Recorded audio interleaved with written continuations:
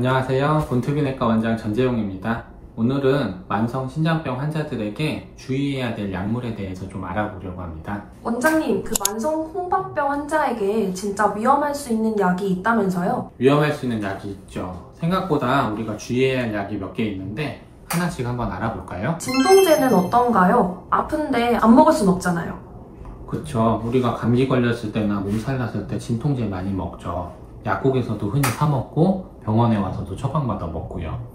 진통제 중에서 엔세이드, 넌스테로이달 안티 인플라메이터리 드러그라고 하는데요. 신장으로 가는 혈류의 흐름을 좀 약화시킬 수가 있어서 이거는 신장 기능이 좀 떨어진 사람들이 공호남용하게 되면 급성 신손상을 가져올 수가 있어요. 그래서 주의를 하셔야 됩니다. 신장 기능이 사구체 여가율이 60 미만, 그것보다 더 낮은 환자분들은 다른 분보다 보다 주의해야 돼요.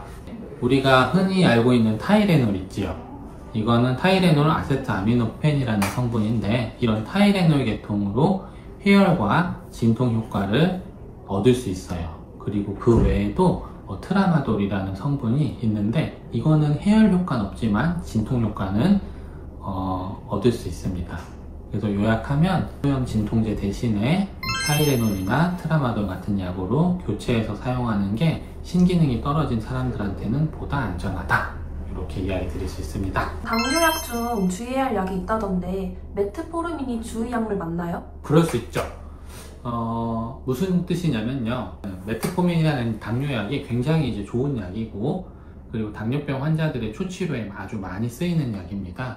그만큼 안전한 약이고 좋은 약이지만 사구체 여가율이 30 밑으로 이제 떨어진 환자들한테는 가능하면 이제 쓰지 말라고 권고를 하고 있어요. 젖산 산증의 위험도를 높일 수 있기 때문에 권고하고 있습니다. 그래도 계속 드시는 분들도 많을 것 같은데요. 그렇죠. 이거는 경우에 따라 좀 다를 수 있어요. 만약에 사구체 여가율이 60, 70 이상, 만성 신장병의 1, 2단계, 신장 기능이 크게 나쁘지 않은 상태에서 시작하신 분들은 어느 정도까지는 계속 유지를 해주는 것도 나쁘지 않아요. 이 약이 앞에서도 이야기 드렸지만 당뇨 환자의 초치료에도 많이 쓰이는 약이고 굉장히 안전한 약이에요. 그래서 신기능이 정상일 때랑 조금 떨어져 있을 때는 사용해도 크게 무방하다. 하지만 나중에 많이 떨어졌을 때는 다른 당뇨약으로 교체한다. 이렇게 알고 계시고, 신장 기능이 한 45 밑으로 떨어졌을 때는 항상 신장내과 전문의하고 당뇨약에 대해서도 좀 상의를 해야 합니다. 칼륨 수치 높은 분들에게 주의할 약이 있나요? 네. 칼륨을 높일 수 있는 약물들이 있어요. 대표적으로 ARB, 에이스 이니비터, 그리고 스피로노락톤. 이런 계통의 약들은 부작용으로 고칼륨 혈증을 유발할 수가 있습니다.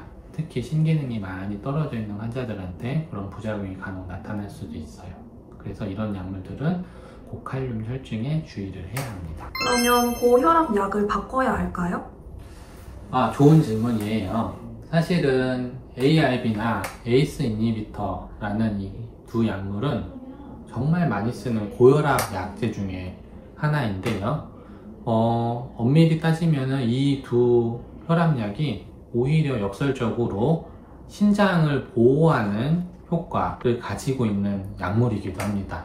그래서 경우에 따라 좀 다르지만 환자분이 고칼륨 혈증을 유발하지 않는 한 이 두 약제는 환자의 신기능 보호를 위해서 오히려 사구체 여가율이 조금 떨어져 있는 환자들한테 적극적으로 혈압치료 목적과 신기능 보호 목적으로 사용하는 약물입니다. 그래서 신기능이 떨어졌는데 고혈압약의 선택에 대해서 고민하신다면 이것 또한 신장내과 의사하고 한번 상의를 하시면 좋습니다. 검사받을 때는 조영제도 위험하다던데요? 네.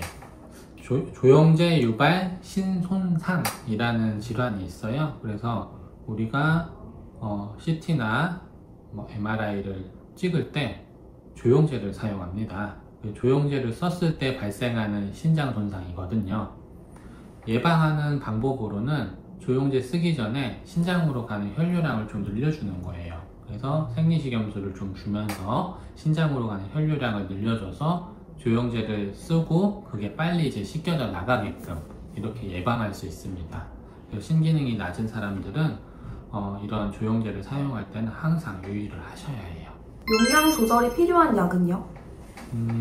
신장 기능이 떨어졌을 때 대부분의 약이 어느 정도는 용량 조절이 필요하다고 이야기할 수가 있어요. 모든 약은 간과 신장을 통해서 대사가 되는데, 특히나 신장에 주로 대사되는 항목 중에 가바펜틴이라던가 프리가발린, 그리고 몰핀, 디곡신 같은 약물들이 있습니다. 이런 약물들은 신기능에 따라서 조절을 해줘야 돼요. 그리고 우리가 흔하게 기관지염이나 폐렴이나 부비동염이나 세균성 감염이 있을 때 먹는 항생제들도 어떤 경우에 따라서는 신장 수치 레벨에 맞게 적정하게 조절해서 먹어야 안전합니다. 한약은 괜찮지 않나요? 자연에서 나온 거라 안전할 것 같은데요? 맞아요. 이게 저한테도 많은 분들이 물어보세요. 자기가 콩팥 기능이 나쁜데 한약을 꼭 먹고 싶다고 하셔요. 몇 가지 이유로 조금 피하는 게 좋겠다라고 이야기 드리는 이유 중에 하나가, 신장 기능이 좀 떨어지신 분들은 이 칼륨의 배설이 좀 떨어집니다. 칼륨의 배설이 떨어지면은 한약 같은 한약재에는 칼륨 같은 게 많이 들어있어서 고칼륨혈증을 유발할 수도 있고, 또한 한약이라는 게 성분이 정확하게 뭐가 몇 그램 이렇게 들어갔다고 나오는 경우가 잘 없어요. 그래서 이런 한약 같은 거에 간독성이라던가 신독성의 위험성이 있어서, 특히나 이렇게 신장이 나쁘신 분들은 이런 대사 같은 걸 잘 못하기 때문에 오히려 이런 한약재가 도구로 쓰여서 신기능을 더 나쁘게 만드는 경우가 종종 있습니다. 그래서 이런 이유로 신장 기능이 일정 수준 이하로 떨어지신 분들한테는 한약재에 대해서 물어보면 요거는 가능하면 조금 복용을 피하시는 게 좋겠다라고 말씀을 드리는 편이에요. 신장 기능이 떨어진 이제 만성 콩팥병 환자분들한테는 이런 평범한 약도 환자분에게 안 좋은 일을 유발할 수가 있습니다. 그렇기 때문에 본인의 신장 수치가 어느 일정 수준으로 떨어져 있다면 항상 약국에서 약을 살 때라던가 다른 진료과 선생님에게 진료 볼 때 나의 신장 수치는 얼마니까 그에 맞게끔 약을 처방해 주세요 라고 환자분들이 말씀을 해주시는 게 안전한 투약이 될 수 있는 길입니다.